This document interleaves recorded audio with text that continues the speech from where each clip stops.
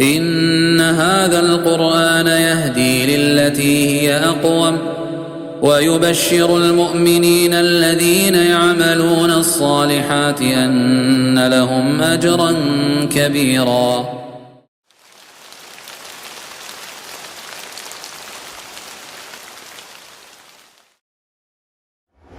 Ndryshe të nderuar vëllezër, përfitimet prej Kur'anit janë të shumë anshme.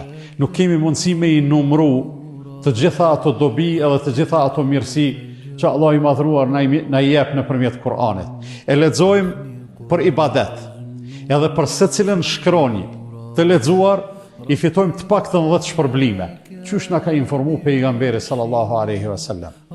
E lexojmë për me ndrit mendjen, edhe këtu e arrim efektin. E lexojmë për bereqet, e lexojmë për shërim. Allah i madhruar e ka bë Kur'anin shërim, wa nunazzilu min al-Qur'ani ma huwa shifaa'un wa rahmatun lil mu'minin.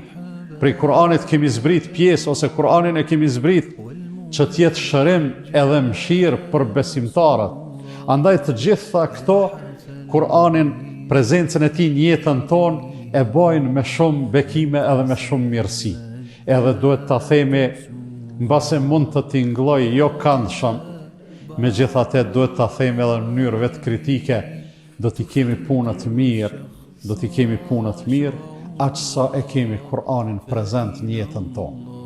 Aq sa i japim hapësirë Kur'anit në jetën tonë, aq do të përfitojmë prej të gjitha këtyre aspekteve, edhe do të zgjedhim më të mirat në jetë, edhe do të marrim qëndrime të duhuna, edhe do të flasim ashtu si duhet, edhe do të veprojmë në mënyrë të qelluar, pastaj edhe do të përfitojmë shumë sevape e shpërblime e shumë bereqet, pastaj edhe do të ndikoj pozitivisht edhe në gjendjen tonë shpirtërore, edhe emocionale, pse jo edhe fizike, edhe materiale, edhe të gjitha.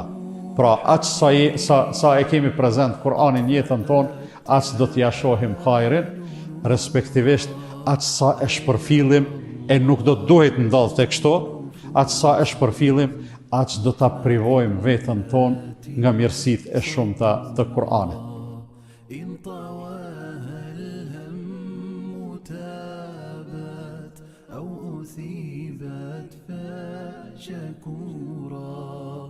تدفع الشكوى بحمد وتداوي الحزن سوء